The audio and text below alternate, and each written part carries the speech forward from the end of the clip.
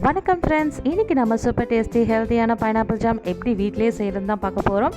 அதுக்கு ஒரு பைனாப்பிள் எடுத்துக்கோங்க, தோல் நீக்கிக்கோங்க. தோல் நீக்கிட்டு சின்ன சின்ன துண்டுகளாக நறுக்கி ஒரு மிக்ஸி ஜாரில் போட்டு பியூரியாக அரைச்சி ஃபில்டர் பண்ணி ஒரு பக்கமாக எடுத்து வச்சுக்கோங்க. அதுக்கப்புறமா அடுப்பில் ஒரு பேன் வச்சு அந்த பேனில் இந்த பியூரியை ஆட் பண்ணிவிட்டு கைவிடாமல் கிண்டிகிட்டே இருங்க. கொஞ்சம் கெட்டியான பதம் வரும்போது உங்கள் இனிப்புக்கு ஏற்றவாறு சுகர் இதில் ஆட் பண்ணிக்கோங்க. அரை லெமன் ஆட் பண்ணிவிட்டு மறுபடியும் கைவிடாமல் கிண்டிகிட்டே இருந்தீங்கன்னா நம்மளோட ஜாம் ரெடி ஆகிடும்.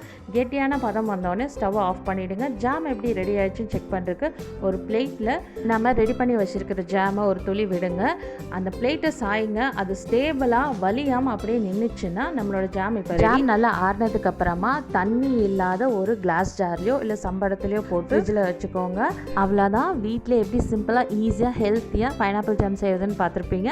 இந்த ரெசிபி வீடியோ உங்களுக்கு பிடிச்சிருந்துச்சுன்னா ஹாப்பி லைஃப் குக்கிங் தமிழுக்கு சப்ஸ்கிரைப் பண்ணிக்கோங்க.